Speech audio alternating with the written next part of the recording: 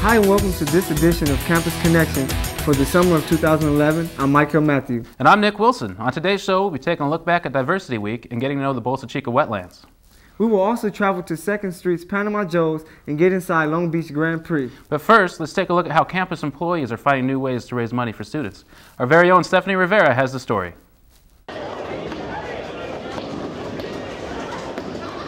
As the cost of textbooks continues to rise, Cal State Long Beach students are receiving help from an unlikely source. The source? The same people who sell the books.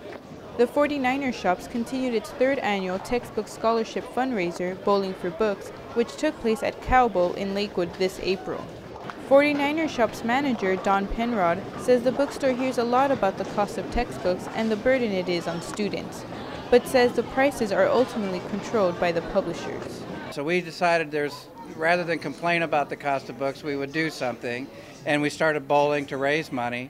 In a 2008 report made by the California Bureau of State Audits, the cost of textbooks was nearly 60% of a full-time student's total education cost.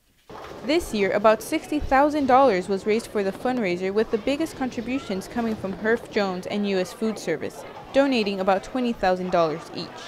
Each semester, 50 students are awarded the scholarship, worth $250. Students must turn in an application stating why they need the scholarship and what their financial need is like in order to be considered. A lot of the personal statements that we read, students are saying that they're borrowing books from their friends, they're in the library for hours trying to get their work done, or they failed a class because they didn't have the books for it, and the textbook scholarship has allowed them to, succeed in their classes and has really helped. About 25 teams of students, employees, and sponsors competed against each other, each person donating $25 to the cause in order to play. Donated prizes were also raffled off during the event. Students could also purchase paper bowling pins such as these behind me at any of the 49er Shops. The pins are sold for $1 and are collected until the end of the fundraiser. One bookstore employee who bowled with coworkers has seen firsthand the impact textbook prices have on students. During rush, I'll say prices, and they'll just be like the shocked look on their face. I'm just like, I'm sorry, I don't price these, but they do get really expensive. So working at the bookstore, you really see how it kind of affects them. According to Penrod, about $230,000 have been raised for the scholarship since it first started in 2009. Reporting for Campus Connection, this is Stephanie Rivera.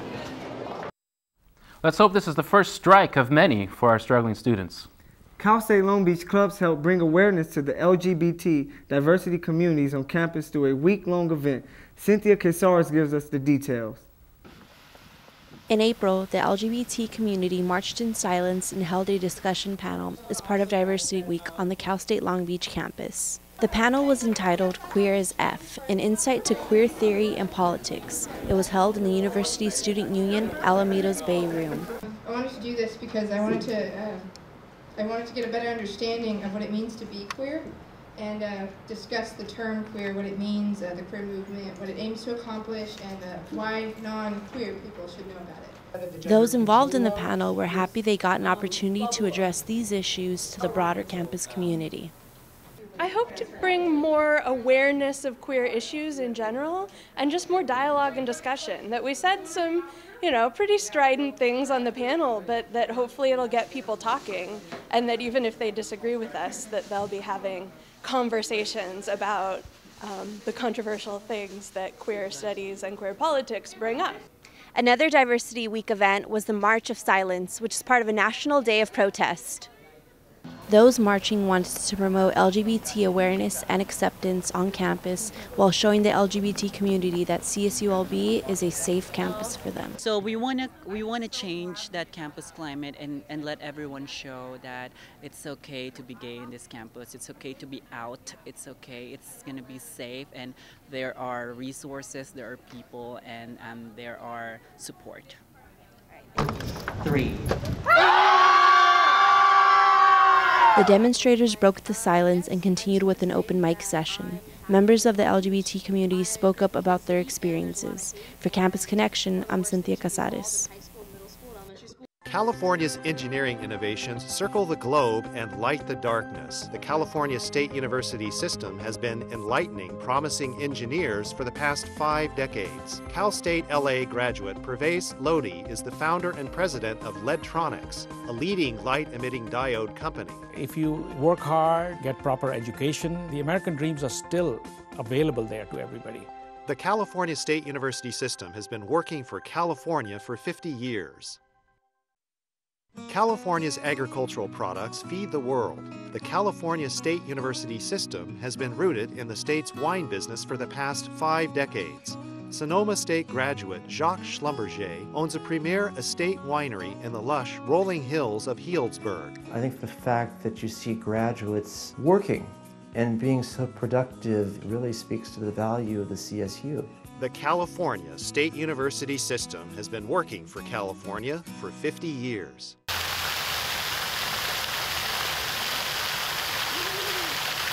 With the budget cuts, we're expecting a drop of a lot of minorities. As it is, we have a little bit of trickle coming in with Latinos and blacks.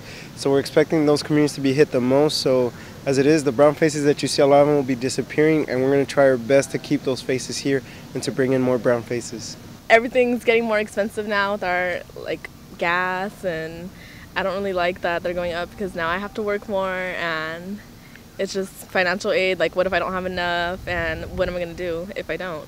They didn't accept me the first round for fall because they weren't accepting that many people, and then for spring they sent out an email saying they got more money, so they're going to accept more people. I think there needs to be a change in the administration, especially with Chancellor Reed. He needs to do something, advocate for students so we can, our tuition can decrease. When we return, we'll see how Panama Joe's is holding up during basketball season and check in with Ashley Covert. Public safety and public service are 2 of the highest priorities in California. The California State University system has supplied the state with prominent public leaders for the past 5 decades. Cal State Dominguez Hills graduate Millage Peaks is the retired chief of the Los Angeles City Fire Department. There's not a day in my life that I don't draw on some of that educational experience that I gained at Dominguez Hills. The California State University system has been working for California for 50 years. California's high-tech industries create the cutting edge. The California State University system develops the brainpower and the human resources necessary to drive the innovations of the future. Bluetooth founder and Intel engineer Jim Kardak is a Fresno State graduate. You look at the current batch of people coming out, they're very smart. I think it'll be interesting to see what the CSU system has produced 50 years from now. The California State University system has been working for California for 50 years. Panama Joe's is host to college students and basketball fans alike. Jennifer Thompson gets us inside Panama Joe's Lake Show during the Lakers playoff run. What better way to celebrate the 2011 NBA playoffs than hanging out with family and friends at the Lake Show at Panama Joe's Mexican restaurant and tequila bar. Every year, Panama Joe's highly promote the one and only greatest NBA team, the Los Angeles Lakers, during the playoff season. Great! Go Lakers! Panama Joe's has been around since the 70s, reopening under the management of Baja Sharkies in May 2009 with a few remodeling done to bring a whole new live and exciting atmosphere for their customers. Part of the remodeling consists of 60 plasma HD screen TVs and a crystal clear surround system. With the mottos such as, any game, anytime, we'll put it on, Panama Joe's is highly ranked for their award-winning food, entertainment, and drinks. I am awesome. Oh, man. I didn't even hear that. How about that?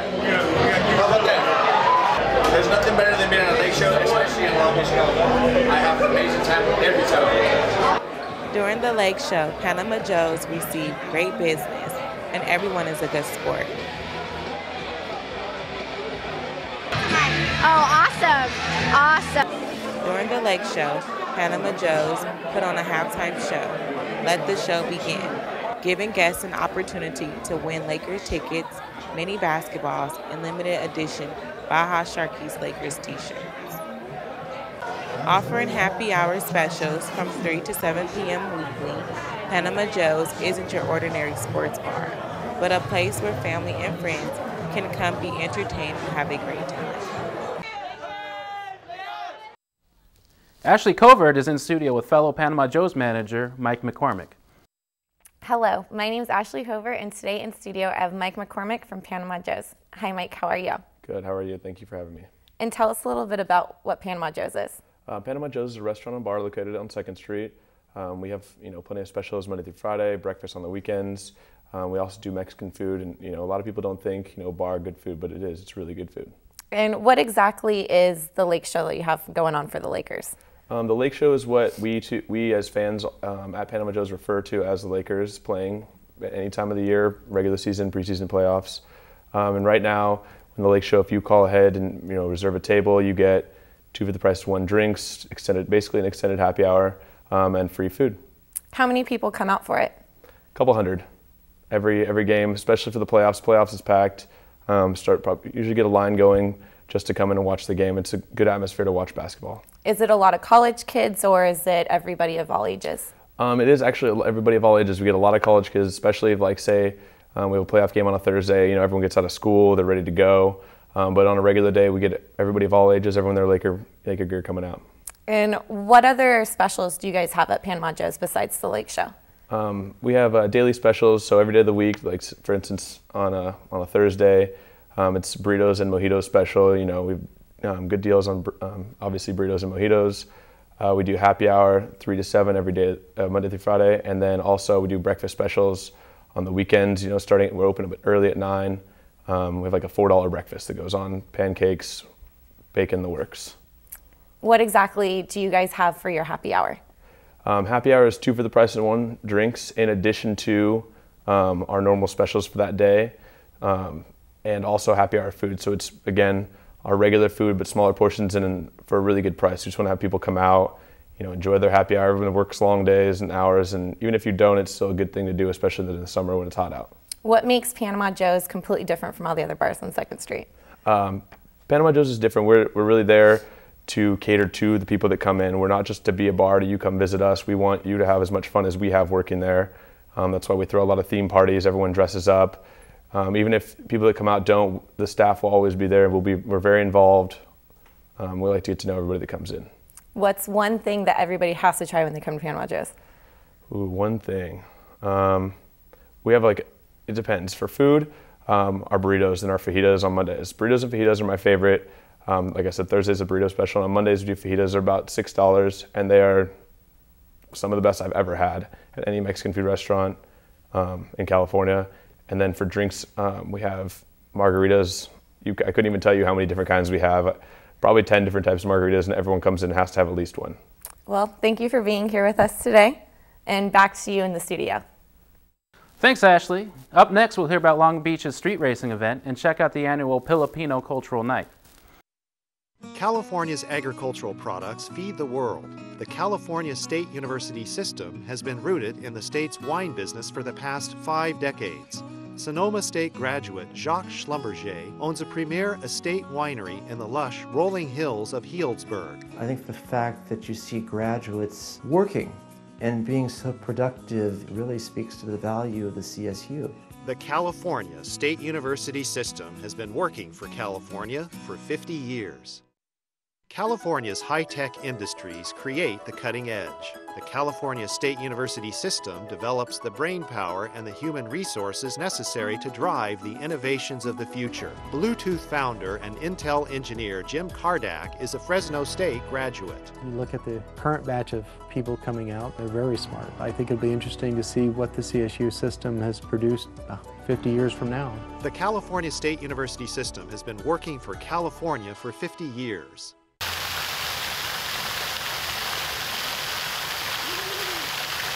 I feel that it is horrendous. Man, these budget cuts are kind of a little bit outrageous, you know what I'm saying? Yeah. How you feel, Carolyn? I have no comment. Oh, no comment on it? No. Yeah, but it's that bad. The budget cuts they suck. They suck really bad. I've seen my tuition go up over $500 or over $600 in the past 2 semesters, and as a state school, traditionally that shouldn't have happened. I just checked my student weekly bill yesterday and I am horrified right now. I don't really have an effect. It doesn't really affect me, so not really tripping too much. A lot of other things haven't been cut, and a lot of other salaries have been raised in certain areas. So I would just like to know why the money went there instead of towards the students which support the school. It's not really affecting me in general because I'm fortunate to get a veteran fee waiver. I was hoping to go and get my master's, but I don't know. Hopefully I won't have to take out student loans because of the tuition hike. We need to protect education, and it's wrong. Thanks for staying with us. Boca Chica is just a few minutes from CSULB. Ashley Covert reports on the Boca Chica wetlands. The Boca Chica wetlands is the largest remaining coastal wetlands in Southern California. Thousands of acres of highly productive saltwater and freshwater marshes extend from Anaheim Bay to Huntington Beach Bluffs. From sand dunes to salt marshes to snakes and spiders, the wetlands are bustling with life.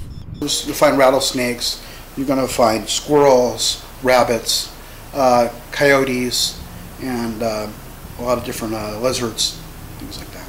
Filled with all different kinds of animals and touch tanks, the Interpretive Center opened its doors in 1994 and has become the focal venue for conservation, research, and education. We do education programs for little ones up to college, so kindergarten through college.